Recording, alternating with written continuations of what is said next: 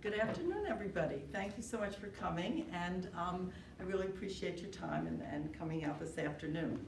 I'm going to just introduce myself for a minute. My name is Wendy Slatkin, and I've spent my entire professional life teaching art history in college classrooms, most recently at Cal Poly Pomona in California.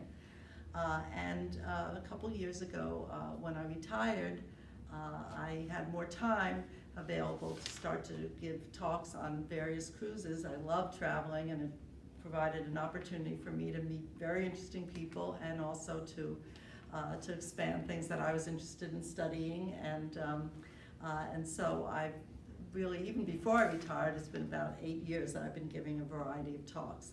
The first cruise line I worked with talked about presenting giving presentations to people and they called it going beyond the podium. And I thought that was for me, that was a really interesting idea because, first of all, I never have a set lecture and I don't like to read my notes or anything like that. So even when I had always been teaching, I tried to communicate more directly without having a sort of a set script.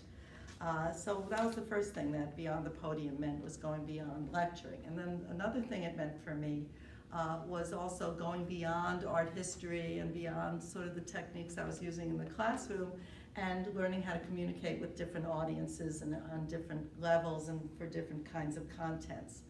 And each cruise presented an opportunity to go beyond what I knew and really become more of a lifelong learner, which I believe that a lot of our guests who travel are interested in doing that, and that's why they travel on these cruises that have so many interesting ports and to learn different things and experience new things. And beyond the podium also means learning from your audience. And I've just had wonderful experiences on past cruises with very knowledgeable, very educated people. And it provides an opportunity for me to learn from my audience and people in the audience to expand my horizons. And it's just always been really a pleasure to meet the different people as I travel around. So there's just lots of beyonds on a lot of different levels that have been really a wonderful experience for me. Anyway, what I wanted to do today is just give you an idea of how I present material. This talk was prepared for a cruise that went out of Southampton. It went down through Lisbon, ended up in the Canary Islands, and kind of came back the other way. So it seemed an appropriate topic to start to think about the rise of the Portuguese Empire. And then the second half of the talk, which we won't have time for today, expanded on this and expanded into the Dutch and their global empire with the Dutch East and West India companies. But one of the first things I like to do is let my audience know where my information comes from. And for this particular topic about the Portuguese, I read a very detailed biography by Peter Russell on Henry the Navigator, and literally, it's about this thick, but it was very informative, it was well written, and it gave me a great insight into Henry and his times and how things, the motivation for this change. The Disney book was also very complete, 2 volumes, one on Portugal itself and its development as a nation state, and the second volume was on the expansion of the global empire of the Portuguese. And then the Roger Crowley book was published right just a few months as I was preparing this talk, and it really is very well written. And of all of these, it's a great read, so I recommend you looking at this, and it focuses right in on the period between 1500 and 1520, when the Portuguese really expanded their empire dramatically. So, sea trade and the world as we go back in time. And the Mediterranean was very, very well known, and it had been traveled for millennia, literally, prior to this period of around 1400 that we're interested in terms of expansion. It wasn't just the Romans, but the Phoenicians, the Carthaginians, many, many peoples had traveled through the Mediterranean. With the Roman Empire, it was unified politically, and they called it the Mare Nostrum, which meant our sea.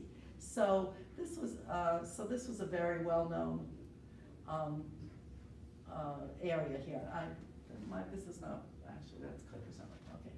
And what the Portuguese did, though, which was a very, very shrewd, smart move, was develop a system that of navigation and information about navigation, and it gets compressed into these charts that are known as Portolan maps. And this is the one of the Mediterranean area. This is the Iberian Peninsula here. And all these little lines in here are directions as to where a ship can go, where the coves are, where the inlets are, sea captains can travel with these, and the information was communicated and expanded through the medium of the Portolan map. And they kept on making them. This is 200 years later. It's not significantly different because this was a very well-known, well-traveled sea route, and they knew where to go and how to do that, but they continued to make these Portolan maps. These maps were reproduced in another very interesting source.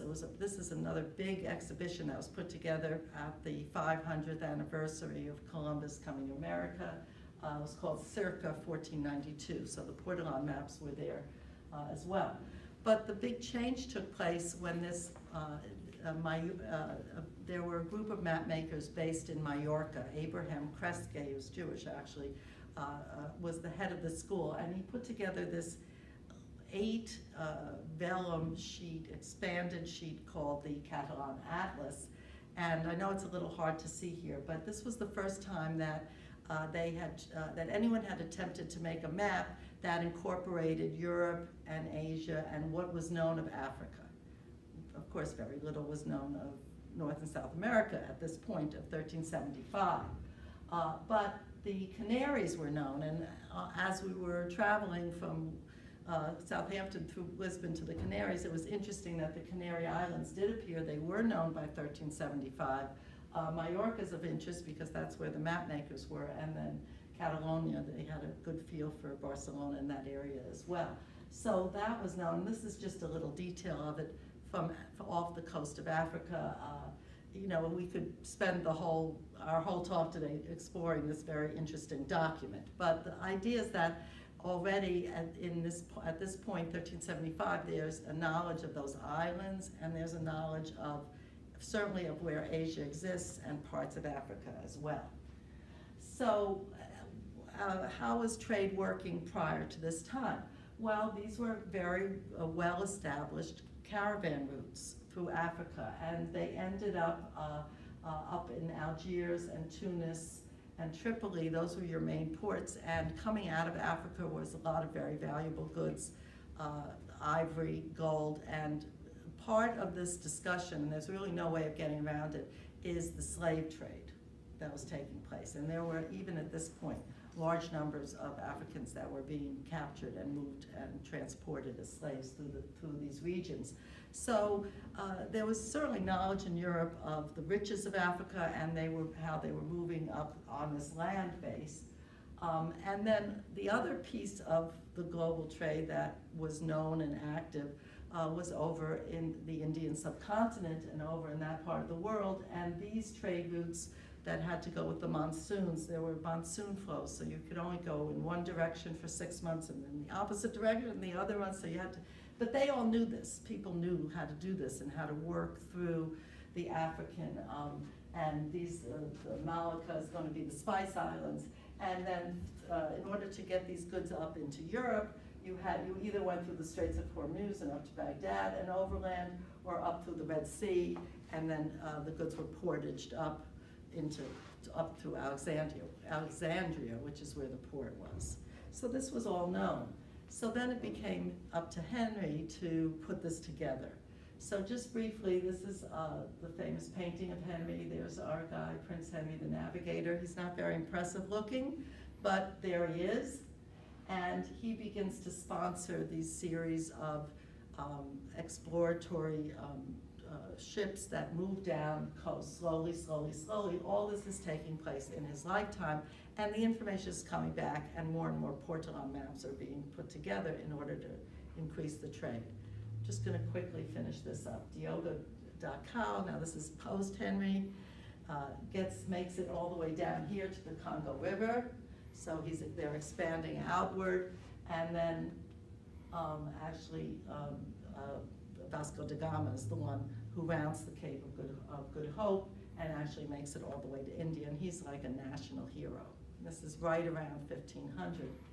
and this is his route, and he does that. And so now we have, by 1544, a Portolan map that tells them exactly what to do in Africa, exactly how to go, and exactly where the ships can travel. And all that information has now been developed and expanded. And by this point, the Portuguese have imperial outposts all throughout this region and have dominated the trade from the Spice Islands and the east up through Europe, increasing their wealth astronomically.